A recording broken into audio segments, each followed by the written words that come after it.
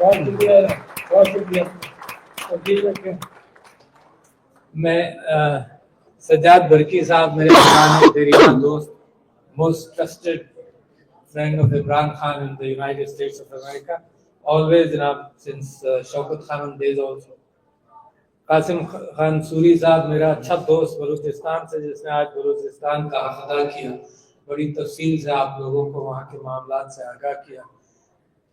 Jibran Ilyas of course میرے social media کا بڑا اچھا دوست, جس نے جو تبدیلی سوشل میڈیا میں لے کر آئے ہیں یہ اور اس کی ٹیم پچھلے 3-4 سال میں ٹریمنڈس. میں اس کی بے انتہا تعریف کرنا چاہتا ہوں. پھر یہاں لوکلی قاضی امین صاحب اور ان کی ٹیم, وسیع اللہ خان صاحب, ظفر ملک صاحب اور شکاگو کے دوستوں, السلام علیکم.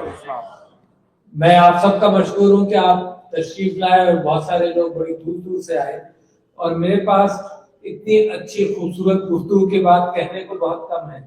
جو ویڈیوز آپ نے دیکھے اس میں آپ کی آنکھوں میں آنسو آئے ہوں گے, میری آنکھوں میں بھی آنسو آئے, اور میں یہ سمجھتا ہوں کہ یہ میرا پاکستان ہے.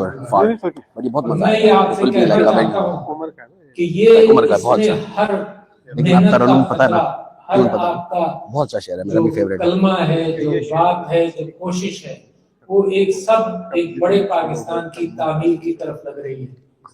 میں آپ کو کہنا چاہتا ہوں کہ قائد اعظم محمد علی جناح نے ایک ملک بنایا اور عمران خان یہ ملک تعمیر کرے گا. میرے پاس اس کی ویڈیو والا پڑھ لے, یہ بھی بہت اچھا ہے, لیکن آپ جب بک گئے نا میرے آپ کو بولیے گا کہ میرے ساتھ یہ بڑا کلیئرٹی ہے دونوں الفاظ کے اندر. اگر آپ سمجھنے کی کوشش کریں, ایک جیوگرافیکل اینٹیٹی کے اعتبار سے جناح صاحب نے جو محنت کی وہ ایک تاریخ کا ایک وہ موڑ تھا جس کے اندر مسلمانوں کی تعلیم کمزور, سب کچھ پورا مسلمان ہندوستان کے اندر مسلمان کی ایکسپلائٹیشن کا پورا راستہ کھلا ہوا. اور وہ جناح صاحب جو پاکستان کو, جو ہندوستان کو تقسیم نہیں کرنا چاہتے تھے, اور جب مسلم لیگ بنی 2006 میں تو اس کا جو پہلا صدر تھا سر سلطان محمد شاہ آغا خان, وہ اپنی کتاب میں لکھتا ہے کہ this young man, an advocate from Bombay, thinks he can divide Pakistan, divide India. We want India to be united اور انڈیا کے اندر مسلمانوں کا رول نکلے. تو وہ جو ینگ ایڈوکیٹ تھا فرام بامبے, اس نے پاکستان تخلیق کیا اور حلب میں سے نکالا. اور سر ظفر اللہ خان جب وہ جو کمیشن بنا پاکستان کی تقسیم کا, باؤنڈری کمیشن, تو باؤنڈری کمیشن میں جب سر ظفر اللہ خان آئے اور انہوں نے یہ کہا کہ دیکھو کشمیر کو کنٹروورشل بنانے کے لیے ایک پٹی انڈیا کو دی جا رہی ہے جس سے کشمیر کا راستہ انڈیا کے ساتھ کھولا جا رہا ہے, اور نیپال اور مشرقی پاکستان کے بیچ میں ایک پٹی انڈیا کو دی جا رہی ہے جو مسلمانوں کی ہے تاکہ آسام تک اس کو راستہ ملے.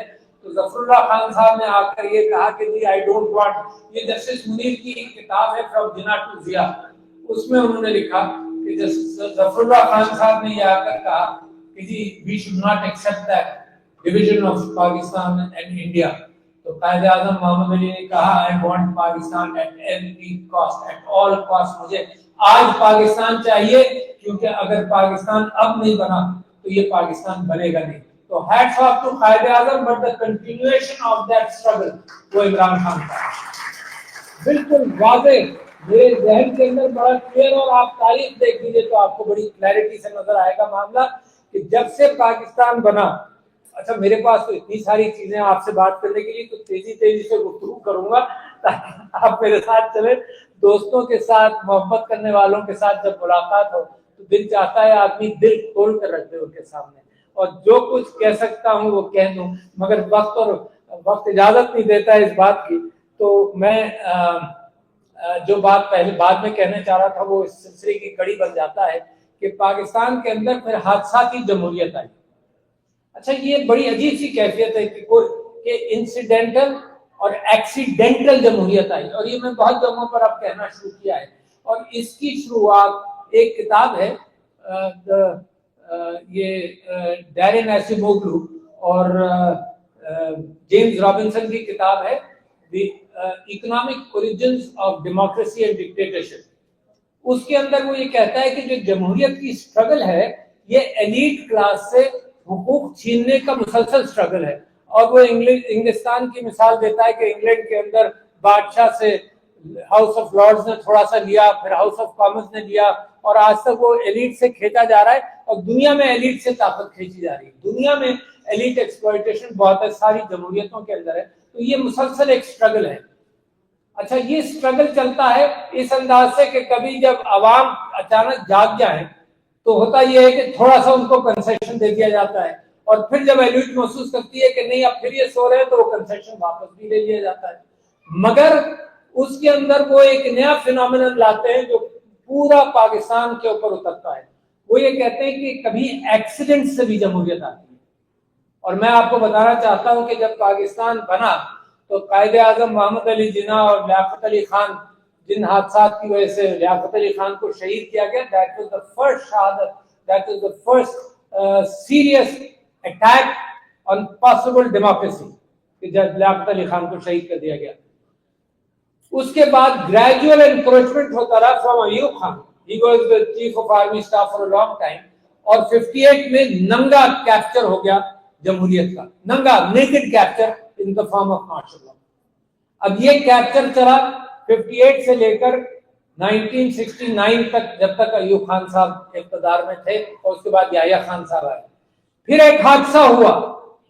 میں آپ سے جو کہہ رہا ہوں کہ حادثاتی جمہوریت ہے, یہ جمہوریت سٹرگل کے طور پر پہلی مرتبہ نمودار ہوگی.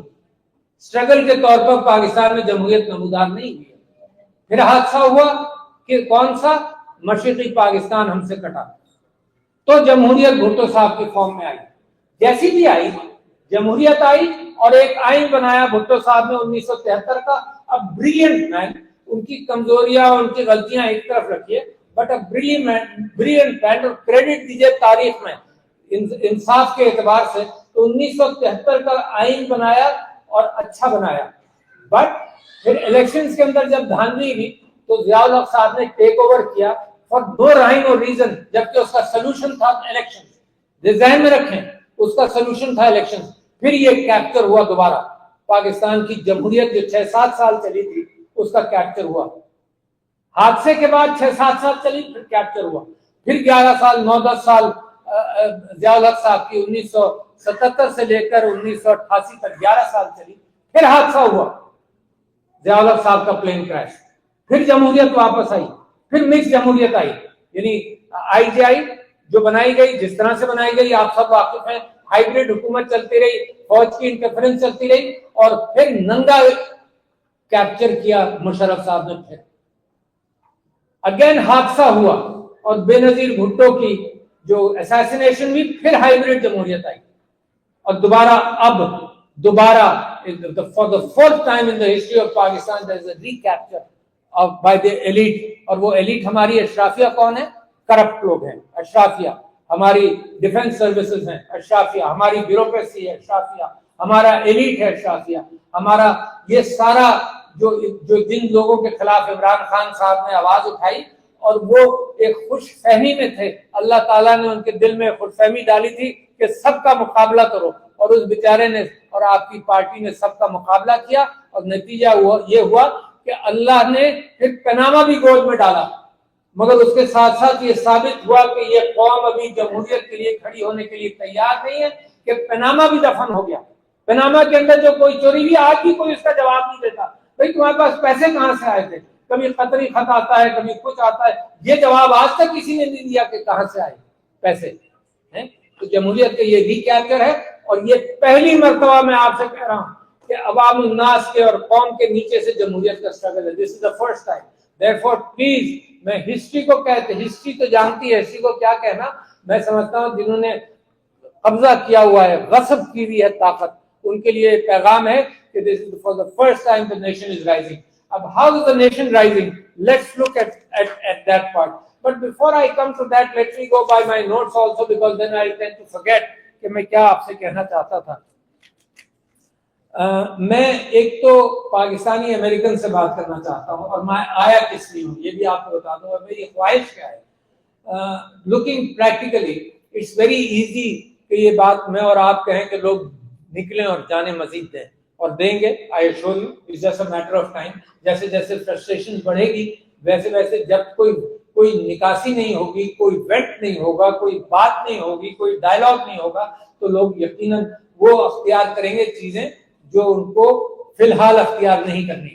یہ جو قاسم سوری نے آپ سے بات کی, کتنا بڑا نقصان ہوا. یہ بلوچستان کے اندر جو پی ٹی آئی جیت رہی تھی, تو آج وہ پی ٹی آئی بلوچستان کے حقوق کو لے کر چلتی, ایک قومی جماعت بلوچستان کے حقوق کو لے کر چلتی. اس کو آرٹیفیشلی بلوچستان میں روک کر آپ نے یہ واضح کر دیا نوجوانان بلوچستان کو کہ جمہوریت اور تمہاری آواز بالکل بیکار ہے. تو لہذا ایک طبقہ وہاں پر ضرور نکلے گا, پھر کہے گا وہ ہتھیار اٹھاؤ. And I will come back to the reasons of terrorism. Qasim sorry صاحب, یہ ابھی نمٹ لیتا ہوں تاکہ بعد میں کوئی اور بات کر سکوں. The reasons of terrorism, اور یہ شکاگو سے میں جوڑنا چاہتا ہوں اس بات کو. شکاگو کے لوگ شاید جانتے ہوں, یہاں پر ایک آتھر بھی ہے اور شاید یونیورسٹی آف شکاگو کا پروفیسر بھی ہے, رابرٹ پیپ. پاپے یا پیپ جو بھی آپ کہہ لیں, مجھے نہیں معلوم. اصل پروننسیشن جب امریکہ میں آتا ہوں تو مجھے نہیں معلوم کیسے آپ ناموں کو پروناؤنس کرتے ہیں. جیسے ہیں رابرٹ پیپ ہی ہے. اچھا, رابرٹ پیپ اور فیلڈمن دو لوگوں نے دہشت گردی کے اوپر بہت لکھا ہے اور سوسائڈ کے اوپر بہت لکھا ہے. تو ہم یہ پچھلی دہائی کے اندر ان کی کتابوں کو ہم نے بہت پڑھا, اور اس لیے پڑھا کہ دہشت گردی کو تو ہم بھی سمجھنا چاہتے ہیں نا کہ اس کا راستہ کیا نکلے, دنیا بھر میں ہے. تو انہوں نے جو انالیسس کیا وہ میں بلوچستان کی سیاست پر اس کو لگانا چاہتا ہوں. اور میں اور عمران خان صاحب کنونس تھے کہ جہاں بھی دہشت گردی ہے, ایک اس دہشت گردی کو ہتھیاروں سے دور کرنا ایک بڑا کام, نمبر ایک. اور نمبر دو کے جو وجوہات ہیں ان کو ہینڈل کیے بغیر صرف ہتھیاروں سے دور کرنا از نو سولوشن اینی وے. آپ دنیا میں دیکھیے, امریکہ جیسے بڑی ریاست جب وہ دہشت گردی کو ختم کرنے نکلی تو مڈل ایسٹ کا ستیہ ناش ہو گیا. مگر ڈو یو تھنک دہشت گردی has ended? It has not. So کم سے کم اس نتیجے پر پہنچنا چاہیے کہ واحد سولوشن از ناٹ آرمز. ٹھیک ہے, ناردرن آئرلینڈ کے اندر جو دہشت گردی ہوئی اس کا بھی solution was never arms. British government 15 سال انکار کرتی رہی کہ کوئی نیگوسیشن نہیں ہو رہی, اور بیک گراؤنڈ میں نیگوسیشن ہو رہی تھی. بیک گراؤنڈ میں نیگوسیشن آلویز کنٹینیو. تو ہم یہ سمجھتے ہیں کہ, اور میں کل ایک واقعہ سنایا تھا ایسٹ ویسٹ یونیورسٹی میں, بیٹا کوئی پانی بھی دے دینا, thank you. East west university میں واقعہ سنایا تھا, قاسم سوری صاحب کو بھی پتا ہے کہ ایک چیئرمین سینٹ تھا سنجرانی, ہے نا. سنجرانی نے مجھے خود کہا فروری 8 کے الیکشن کے بعد, اب آپ دیکھو کتنا بڑا چیلنج بلوچستان میں پی ٹی آئی لے کر چلی, واٹ اے ڈسگریس کے ریجیم چینج کر کر آپ نے ستیہ ناش کر دیا ملک کا. The biggest damage to Pakistan is now what is happening in Balochistan, only because of an error کہ آپ نے مینڈیٹ نہیں دیا. تو مجھے سنجرانی صاحب کہنے لگے, سنجرانی نے یہ کہا کہ میں جناب میں تو پروونشل کا الیکشن لڑ رہا تھا, تو میں تو پروونشل کا جیت گیا. جب سنجرانی صاحب کو کوئی نیشنل کیفیت نہیں ملی تو اس نے پروونشل کا الیکشن جیت لیا. تو کہنے لگا کہ میرے اوپر جو لڑکا تھا جو نیشنل میں لڑ رہا تھا, اور اس نے جو لفظ استعمال کیا, اس نے کہا پی ٹی آئی کا چھوکرا جس کو کوئی نہیں جانتا تھا, پی ٹی آئی کا چھوکرا جسے کوئی نہیں جانتا تھا. اور مجھے یاد نہیں رہا ایگزیکٹ فگر, اس نے 20-30 ہزار ووٹ لے کر نیشنل اسمبلی کا الیکشن جیت دیا, وہ پھر اس کو ہرایا گیا. امیجن کریں.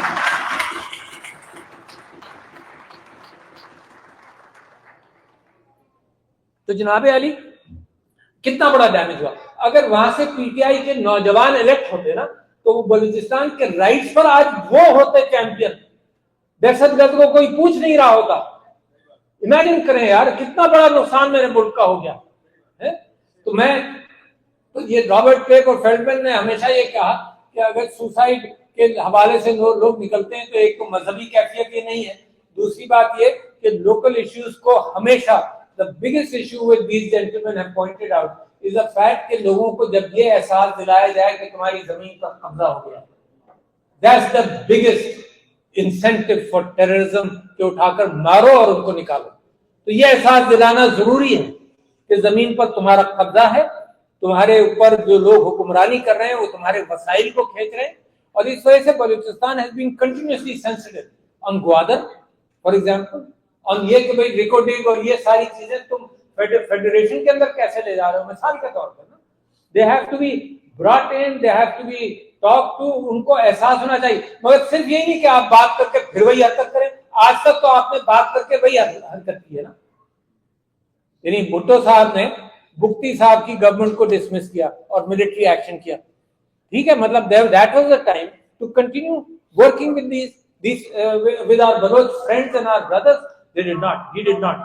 और उसके बाद भी बुख्ती साहब को मार कर और वहां पर जो हालात क्रिएट किए हैं, और इन्होंने सही बात की कासिम ने, मैंने इसको कहा आज इसने बलूचिस्तान का मुकदमा बिल्कुल सही लड़ा कि कासिम सूरी ने कहा कि ये जिस एतबार से वहां से ऑयल की स्मगलिंग होती है, कौन खा रहा है भाई, यानी हजारों गाड़ियां रोजाना, not one not to not five, the same root, ये भी नहीं कोई जंगलों में से और पहाड़ों में से गाड़ियां आ जाती हैं, द सेम ऑफिशियल रूट से ये गाड़ियां तेल भी स्मगलिंग करती हैं, सब कुछ करती हैं, कौन पैसा खा रहा है।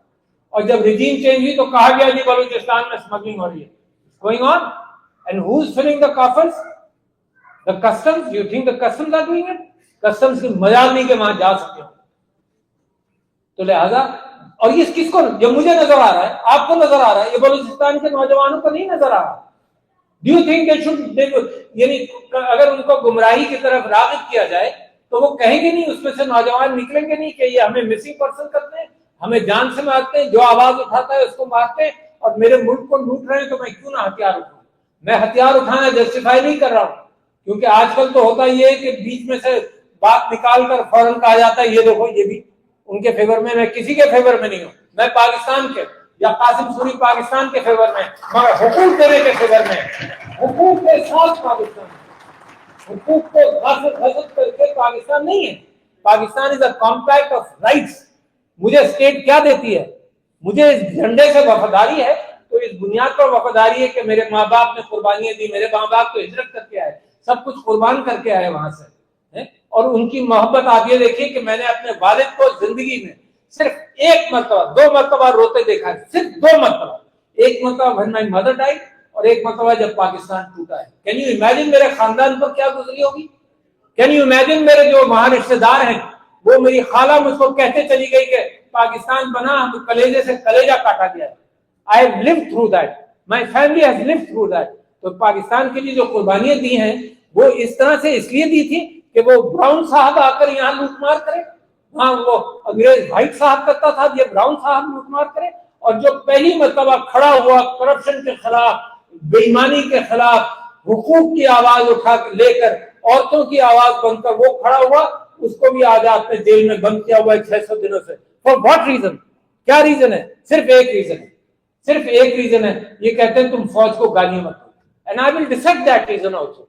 इमरान खान फौज को गाली नहीं देता। इमरान खान वो आदमी है जो आज भी ये कह रहा है, आज भी ये कह रहा है। यानी आप तसव्वुर कीजिए कि अगर मैं किसी से बार बार कहूं कि जिन भिखारियों की तरह भी मैं कहूं कि यार मेरे पाकिस्तान पर रहम कर दो, मेरे पाकिस्तान पर रहम कर दो, वो जूता मुझे मारता जाए, तो घर तो मेरा है ना, घर तो मेरा है, मेरी तो कोई इज्जत जाय नहीं हो रही, खराब नहीं हो रही कि मैं बार बार पाकिस्तान की भीख अपने खुदा से मांगू, खैर उस लोगों से मांगू। मैं तो मांगता रहूंगा पाकिस्तान की भीख, क्योंकि पाकिस्तान ही मैं हूं और मैं के आगे कोई हकीकत नहीं है। जब मैंने पाकिस्तान को अपनी मैं कुर्बान कर दी तो बाकी कोई मैं की हकीकत नहीं है। वो इमरान खान जनाब,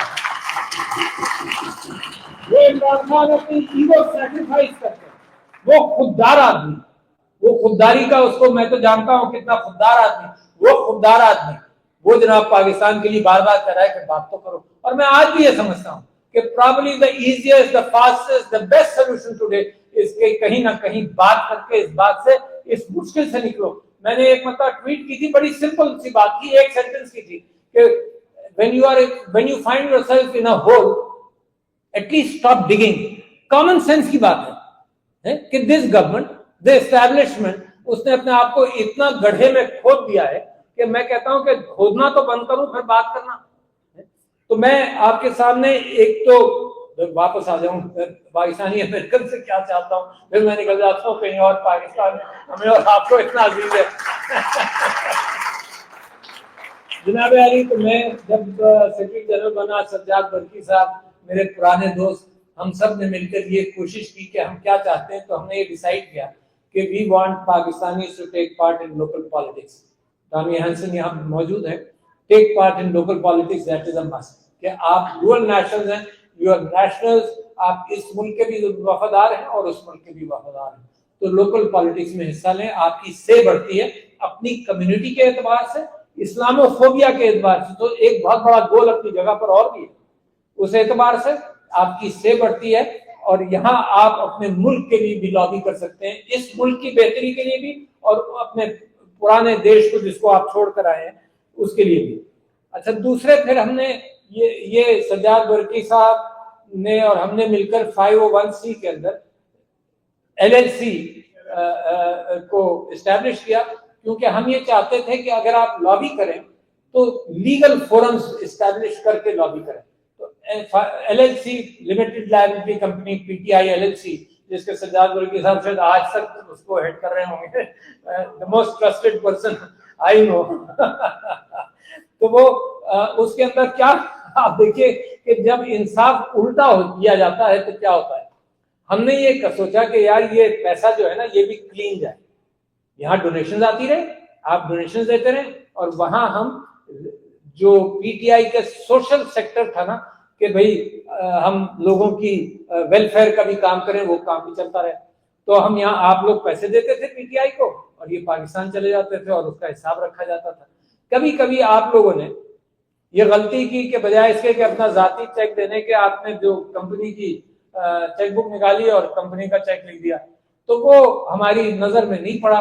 $10, $20, $50 के कंपनी का भी चेक है, वो भी चला गया। तो टोटल जितना भी आपने PTI को पैसा दिया होगा उसमें शायद $2-4 हजार ऐसे होंगे जो कंपनी चेक्स के गए। That when you look at the audit, that is something which by law in Pakistan we should not have taken. उसका एक आसान तरीका यही है कानून के अंदर कि भाई वो हुकूमत को वापस कर दिया, हुकूमत को दे दिया जाए या उन लोगों को रिटर्न कर दिया जाए। अच्छा जी, एक और कानून पाकिस्तान के अंदर है, just to avoid exploitation of Pakistani political parties by foreign multinationals या पैसा बड़ी इदारों से आए। आपको याद है अमेरिका में भी एक जमाने में कानून था, एक सीलिंग थी $2000 की, याद है आप लोगों को? कुछ $2000 से ज्यादा आप पैसा नहीं दे सकते, अब भी है। चलो, तो वो पाकिस्तान के अंदर ये सीलिंग थी, मल्टीनेशनल से आप पैसा नहीं ले सकते या कंपनी से नहीं ले सकते। अब जब खप नाइंसाफी का बैठता है तो जो हमारे वहां के माफ कीजिएगा गधे हर जगह होते हैं, तुम्हारे अपने आरोन गधे, उन्होंने जब ये सारा कुछ देखा उन्होंने कहा ये तो लिमिटेड लायबिलिटी कंपनी से पैसा आ रहा है। इन्होंने कहा दिस इज इलीगल, ये तो कंपनी से पैसे ले लिए इन्होंने, हालांकि limited liability company was just a platform, a vehicle to transfer funds. उन्होंने कहा ये सारे पैसे जनाब, ये सारा फॉरेन फंडिंग केस है और पार्टी को डिस्क्वालीफाई किया जाए। तो जो कोशिश हमने की थी कि सारे अकाउंट्स खोले जाएं, मुझसे असद कैसर ये कहते हैं कि आपकी सेक्रेटरी जनरलशिप में ये बात हुई कि कोई पैसा हम कहीं नहीं भेजेंगे जब तक तुम बैंक में अकाउंट नहीं खोलोगे। उन सारे अकाउंट खोलने वालों के खिलाफ FIR करके यानी हमने कोशिश की कि मामला क्लीन हो, बैंक के जरिए पैसा है, कोई पैसा चोरी ना हो, कोई गलत खर्च ना हो, वो सब आज हम कोई सारी चीजें जो पाकिस्तान तामीर पाकिस्तान के लिए हमने कोशिश की और इंसाफ किया वो हम भुगतते जा रहे हैं। तो एक तो मैं ये समझता हूँ कि ये, और दूसरे मैंने कल ईस्ट वेस्ट यूनिवर्सिटी में और सारे अमेरिका में ये बात कर रहा हूँ कि वी डोंट नीड, देखो एक होती है चैरिटी और एक बड़ी अच्छी चीज है चैरिटी, यानी चैरिटी आप ये जहन में रखिए कि इसमें इसका इस्लाम के अंदर बहुत मुकाम है। और ज़कात के साथ खैरात, जो आप बरकी साहब और बहुत सारे लोग यहाँ बैठे हैं, मेरी बेटी शौकत खानम और TCF और सब चीजों के लिए और नमल कॉलेज के लिए पैसा जमा करते हैं, दैट इज एसेंशियल, क्योंकि मजहब आपका, मजहब की foundation welfare of the community है। आप ये भूल जाइए, अगर आप में से किसी को गलत फहमी है कि मजहब जो है वो सुम और सलात है सिर्फ, तो इससे निकल जाइए। It is not. अल्लाह को सुम और सलात की जरूरत नहीं, एक एक तिनका, एक एक पत्थर, एक एक जर्रा कायनात में उसकी इबादत करता है, उसको आपकी इबादत की जरूरत तो हो ही नहीं सकती ना। वो सिर्फ मजहब इसलिए आया कि ये और कम्युनिटी सर्विस ऑर्गेनाइज हो जाए। मदीने के अंदर, मक्के में द प्रॉफेट सल्लल्लाहु अलैहि वसल्लम की जिंदगी कम्युनिटी सर्विस पे गुजरी है। औरतों का ख्याल करना, औरतें जो सबसे पसपा وہ گروپ تھا اس مکے میں، اس عربستان کے اندر، اس کو میرے نبی نے سیلویج کیا، انصاف کیا، ایکسپلائٹیشن کو ختم کیا. اور جب مکہ تعمیر ہوا، مکہ چلے گئے، وہ مدینہ چلے گئے، تو because of the numbers you needed organization. ریاست came out of the need of numbers. No, ریاست was not the origin of Islam. ریاست was a practical organizational aspect of the community. اور کل I also quoted کہ یہیں کا شاید Indiana کا ہے، کہاں کا ہے، وائل حلاق کی کتاب ہے The Impossible State, and in that he argues about the fact کہ اسلام تو کمیونٹی ریلیجن ہے. تو وہ جو آپ کی چیریٹی ہے نا، اور میں ایک حدیث حضور اکرم صلی اللہ علیہ وسلم کی آپ کو بڑی مزیدار بتا دوں، اور مجھے جب یاد آتی ہے تو مجھے بڑا مزہ آتا ہے سناتے ہوئے، جہاں عورتیں نہیں موجود ہوں خاص طور پر.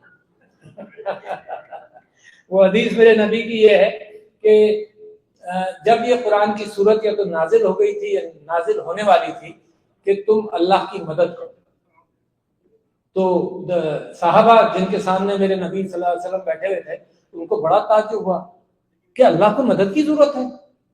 تو ایک صحابی حضور اکرم صلی اللہ علیہ وسلم کے پاس گئے اور انہوں نے کہا جی میرے آقا اپنا ہاتھ میرے ہاتھ میں دیجیے. آپ امیجن کیجئے اس آدمی کا کیا خوشی ہوگی کہ میرے نبی نے اپنا ہاتھ اس کے ہاتھ میں دیا. اور انہوں نے پوچھا کہ آپ مجھے بالمشافہ بتائیے کہ اللہ کو میری مدد کی ضرورت ہے. تو حضور اکرم صلی اللہ علیہ وسلم نے فرمایا کہ ہاں، اللہ کو تمہاری مدد کی ضرورت ہے، اور وہ تمہیں واپس کرے گا 70 گنا اور اس سے بھی کہیں زیادہ بڑھ کر. تو امیجن کریں لیڈرشپ کیا ہوتی ہے. یعنی آئی کین جسٹ، میں تصور ہی کر سکتا ہوں کہ میری نبی کی کتنی روحانی کیفیت ہوگی کہ وہ صاحب وہاں سے اٹھ کر گئے، اور ان کا ایک باغ تھا اور باغ کے بیچ میں گھر تھا. تو وہ باغ میں جیسے انٹر ہوئے، اس نے اپنی بیوی کو آواز دیا ذرا ہوشیار رہیے آپ لوگ. میں نے کہا بیگم باہر آ جائیں، یہ گھر ہم نے اللہ کو دے دیا. واہ، یہ ہم نے اللہ کو قرض دے دیا، باہر آ جاؤ. اور وہ بیگم بھی کتنی بڑی ہوگی کہ اس نے نوکروں کو آواز دی کہ چلو نکلو، یہ گھر ہم نے اللہ کو قرض دے دیا. تو یہ جو مسلمانوں کے یہاں چیریٹی کا معاملہ ہے، وہ یہ نہیں ہے کہ آپ رئیس ہو جائیں پھر کچھ دیتے رہا کریے. تو ایک آئی ایم سوری آئی ڈائیگریس سو مچ، میں معذرت چاہتا ہوں آپ کے. صرف سیاست، میرے لیے سیاست مذہب مل کر سیاست بنتی ہے، اکیلی نہیں بنتی ہے نا. تو وہ نہیں،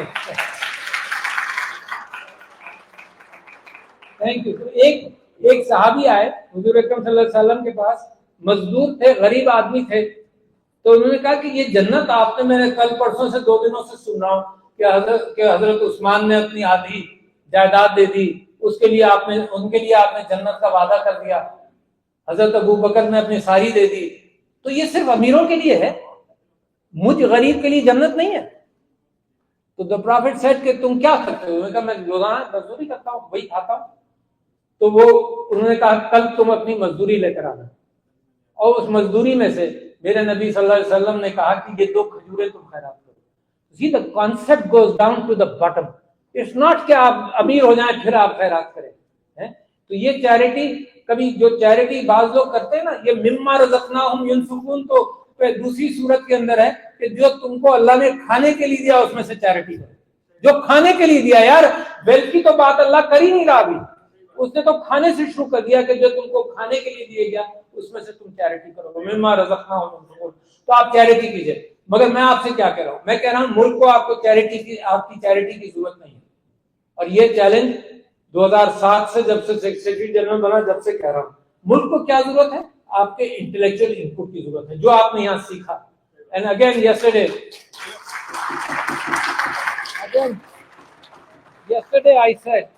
یسٹرڈے آئی سیڈ کہ یہ پاکستان اگر بنے گا نا، یعنی پہلا قدم ہے ہمارا عمران خان کو آزاد کریں، الیکشنز ہوں، سلجھی سچی حقیقی قیادت آئے عمران خان کی لیڈرشپ میں.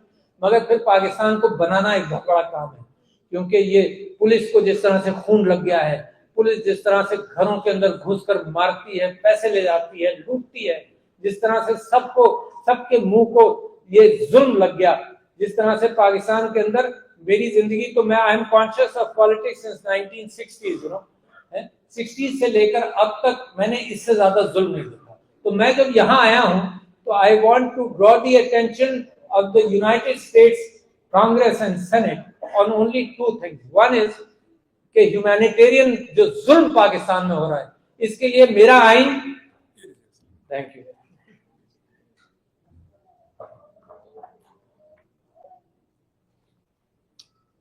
میں ربانہ واشنگٹن کے اندر روزہ رکھ کے گیا اور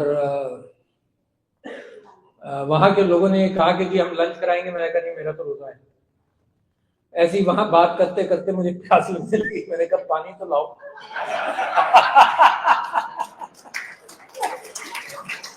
اور وہ پانی لے آئے 2 گلاس. ایک میں نے پورا پیا, دوسرا پھر آدھا پیا. مجھے خیال آیا کہ میں نے انہیں اپنے پاکستانی دوستوں سے کہا جو مجھے ڈرائیو کر کے لے گئے تھے, میں نے کہا تم نے کیوں نہیں مجھے روکا. کہنے لگا اللہ کی طرف سے آ رہا تھا, ہم کیوں پیچھے پڑتے.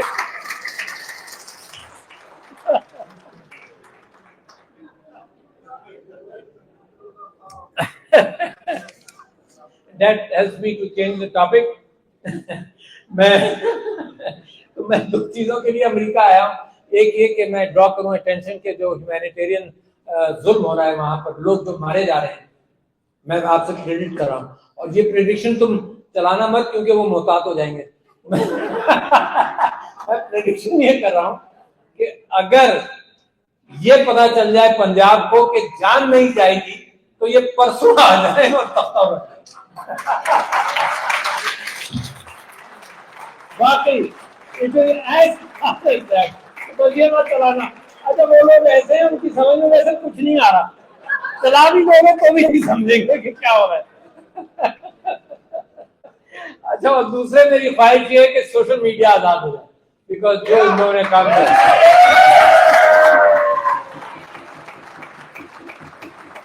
مجھے دوست کا مشورہ دیتے ہیں. سجاد برقی نے مجھے مشورہ دیا کہ دیکھیں if you go and you are meeting the congressman and everybody, the dignity of your presidency demands that you are not asking them anything. So I made sure I am not asking them anything. You see, I am asking them if anything that you stay away from Pakistan. ایک مرتبہ interfere کر کے جو پاکستان کا حال ہوا ہے, we were sacrificed. 25 crore لوگوں کو سیکریفائز کر دیا 25 لاکھ لوگوں کے لیے جو یوکرین میں تھے. امیجن کریں 25 کروڑ لوگوں کو سیکریفائز کیا, جمہوریت کو سیکریفائز کیا. اور جو جمہوریت ہم خراما کر کے آہستہ آہستہ ہم جمہوریت بنا رہے تھے. تو لہٰذا I am not asking them any thing. وہ خود کہہ دیتے ہیں کہ جی فری عمران خان. میں ماحول ایسا کریٹ کرتا ہوں کہ وہ خود ہی کہتے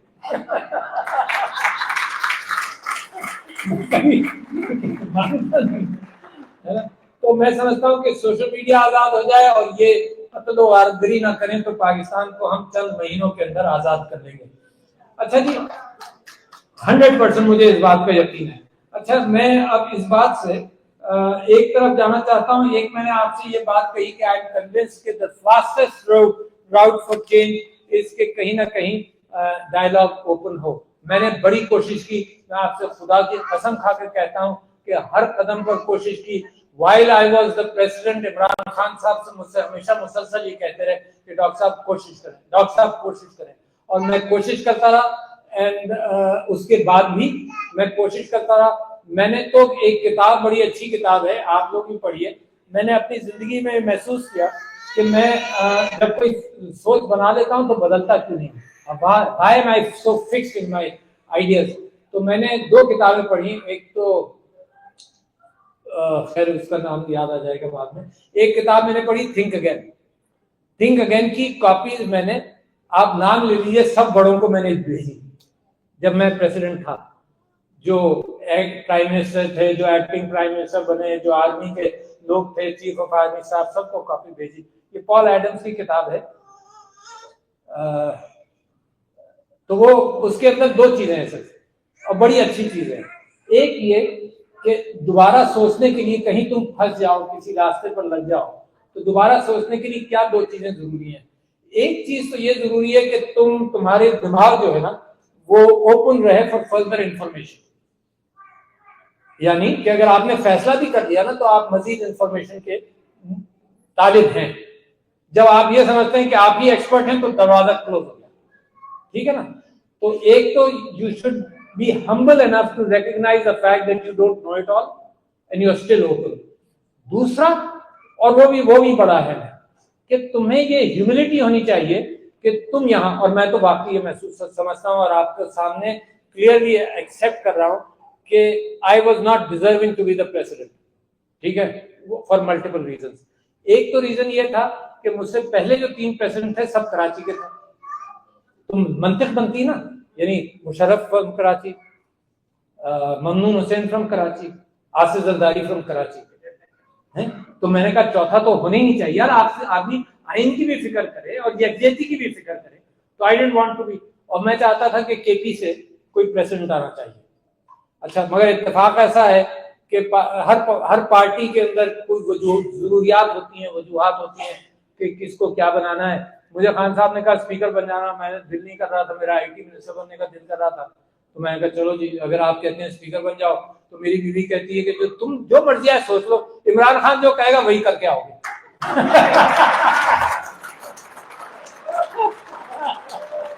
ہمارے کیا بات ہے, اس نے کہہ دیا, میں اس نے 2016 میں مجھے سندھ کا صدر بنایا, میں اس کو کہہ دیا کراچی سے کہ خدا کی قسم میں نے نہیں بننا, میں اس کو منع کر کے آؤں گا. اس نے کہا وہ کہہ رہا تم بن جاؤ گے.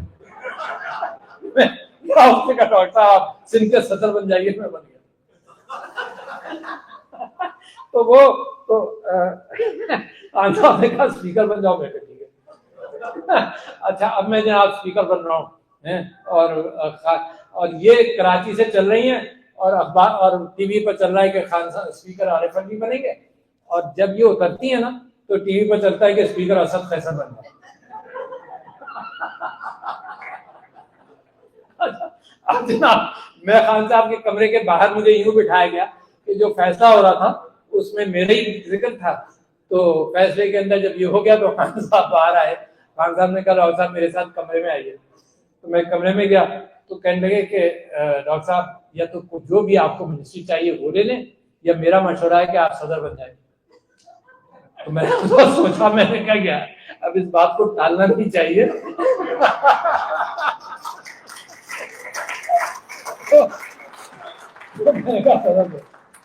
اب گھر گیا ہوں تو بیوی اتنی خفا کہ جو کوئی کام کی جگہ نہیں ہے وہاں تمہیں اس نے لگا دیا.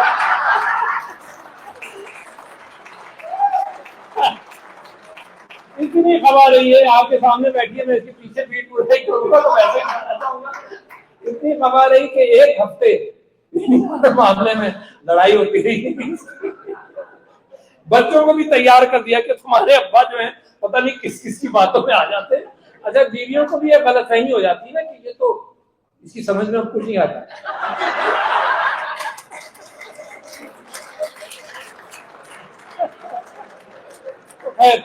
تو جناب وہ میں کہہ رہا تھا پال ایڈمز کی کتاب میں یہ بات تھی کہ تم جہاں پہنچ جاؤ تو یہ مت سمجھو تم خود پہنچے ہو. تو میں تو ویسے ہی یقین تھا مجھے خود نہیں پہنچا میں. تو وہ کہتا ہے کہ you must imagine that the place you are, the shoes are bigger than your feet and you try and fill them. اچھا, یہ دو چیزیں humility and knowledge and humility in that کہ تم تیس مار خان نہیں, یہ آپ کو تھنک اگین کرنے کا موقع دیتی ہے. تو یہ میں نے ان سب کو دی, مگر مجال ہے وہ خان صحیح کہتا ہے نا, کیا کہتا ہے کہ ایک تو پڑھے لکھے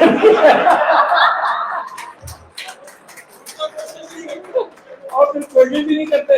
تو یہ مجھے پریکٹیکلی میں نے فیس کیا. تو جناب علی, میں جب سے اس کوشش میں رہا کہ کہیں نہ کہیں کسی level per dialogue who, and I still believe even today کہ ڈائلاگ از دا سولوشن. اچھا جی, میں اس بات کو بات مکمل کروں, میرے پاس چیزیں تو بہت ساری ہیں. ایک میں یہ کہتا ہوں کہ ایک پہلی اویکننگ ہوئی اور ایک دو اویکننگ ہوئی اور تیسری ہو رہی ہے. پہلی اویکننگ کب ہوئی پاکستان میں؟ پہلی اویکننگ جب ہوئی جب عمران خان کی popularity was in the pits when he walked out of the assembly, جب کوئی ٹکٹ لینے والا بھی نہیں تھا, which is true. پہلی اویکننگ میں عمران خان نے وہ جو پاکستان تحریک انصاف کا 4 لفظی سلوگن تھا جب پارٹی بنی کہ we want Pakistan to be a modern Islamic welfare state. اور ہم نے ڈسکرائب کیا ماڈرنٹی, IT وغیرہ سب آپ امیجن کر لیجیے, Islamic ethos per, ethics and morality per state بنے گی. ویلفیئر حضرت عمر کا ویلفیئر کا نظام اور ریاست مدینہ. اسٹیٹ ڈگنیٹی, خودداری. تو جو عمران خان جب نکلا اور سائفر کا اس نے ریفرنس دیا تو اس نے وہ خودداری والا عنصر لوگوں میں جگا دیا. تو the first awakening happened because of خودداری. اچھا, اور اس کو آئی گو بیک, سقراط سے کسی نے پوچھا کہ نیشن کیسے بنتی ہے, تو سقراط نے کہا کہ دو عناصر ہیں, جب ٹریڈ, ظاہر ہے ٹریڈ اور مشاورت, ڈیموکریسی.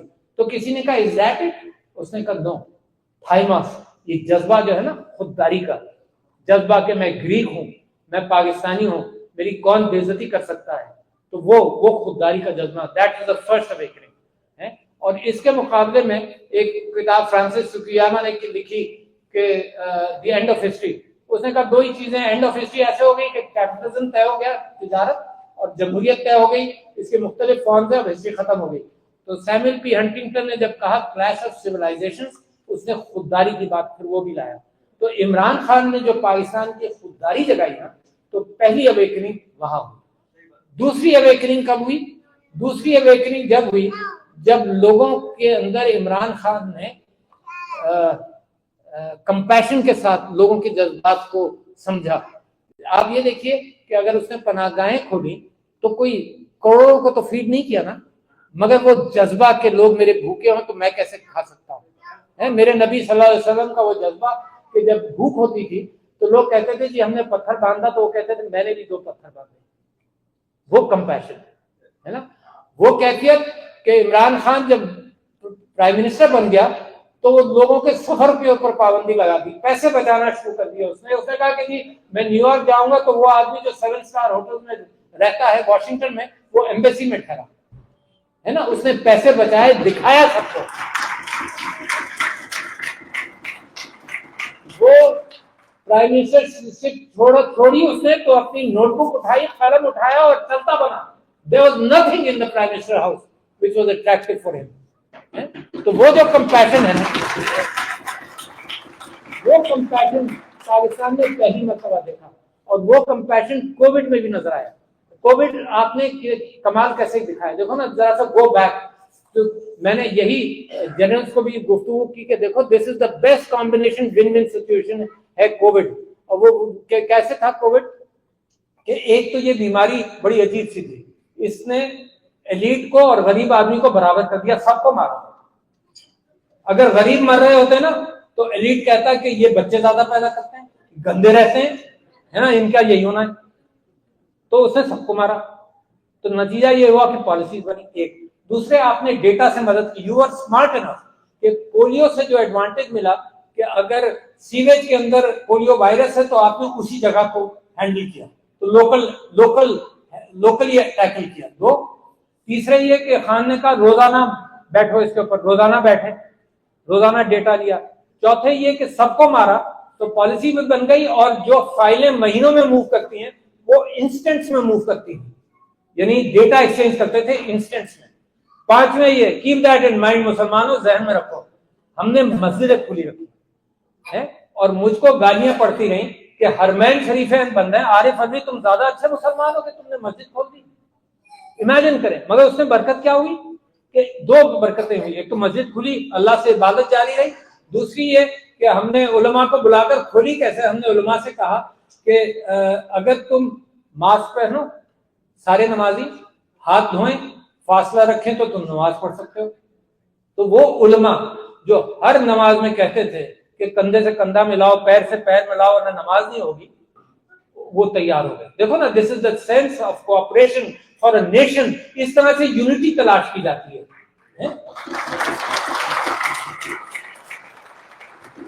اور last but not the least, دیکھو انڈیا میں کیا ہوا, لاکھوں مرے, کوئی گنتی نہیں ہے, 40-50 لاکھ لوگ بہت مرے. اور وہی جینیٹکس, وہی کلر, وہی ویدر, وہی ریس, اور پاکستان میں بہت کم مرے. Last but not the least کیا ہوا کہ Imran Khan the first leader in the world said کہ میں ٹوٹل لاک ڈاؤن نہیں کروں گا, لوگ مر جائیں گے میرے. یہ ہے کمپیشن. تو کمپیشن والی اسٹیٹ جس میں کمپیشن ہو, جس میں لیڈر کو عوام کے ساتھ کمپیشن ہو, وہ اسٹیٹ رائز کرے گی. اور یہ 91% والا جو فلسفہ ہے نا, یہ ایک بڑی انوکھی کیفیت ہے. دنیا میں ایسا لیڈر نہیں پیدا ہوا جو 91% جس کی پاپولیرٹی ہو, کبھی نہیں پیدا ہوا. یہ جو جھوٹ بولتے ہیں نا, یہ لفظ کلٹ کا استعمال کرنا شروع کر دیا ہے کہ جب سب اتنے بڑے بزرگ بیٹھے ہوئے ہیں ہمارے, یہ سب کلٹسٹ ہو گئے عمران خان کے. اس کے اندر پہلے کہتے رہے جی عورتیں پسند کرتی ہیں لہٰذا عورتوں کا ووٹ اس لیے, پتہ نہیں کیا کیا الزام اس پر لگاتے رہتے ہیں. مگر ہی ہے یہ جو 91% فینامنن ہے, یہ کام آ رہا ہے.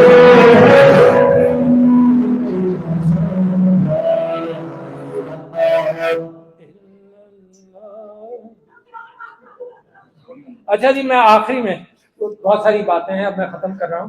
میں نے کل ہی زہرا نگاہ کا وہ نظم پڑھی, وہ میں آپ کو پڑھ کر سناتا ہوں, اور اس کے ساتھ میرے بھی آنسو ہیں, آپ کے بھی آنسو ہیں. کہ سنا ہے جنگلوں کا بھی کوئی دستور ہوتا ہے. واہ, سنا ہے جنگلوں کا بھی کوئی دستور ہوتا ہے. سنا ہے شیر کا جب پیٹ بھر جائے تو وہ حملہ نہیں کرتا, درختوں کی گھنی چھاؤں میں جا کر لیٹ جاتا ہے. ہوا کے تیز جھونکے جب درختوں کو ہلاتے ہیں تو مینا اپنے بچے چھوڑ کر کوے کے انڈوں کو پروں سے تھام لیتی ہے. سنا ہے کہ گھونسلے سے جب کوئی بچہ گر پڑتا ہے تو سارا جنگل جاگ جاتا ہے. کمال ہے. خداوندہ جلیل و معتبر, دانا و بینا, منصف و اکبر, میرے شہر میں اب جنگلوں کا ہی کوئی قانون نافذ کر دے.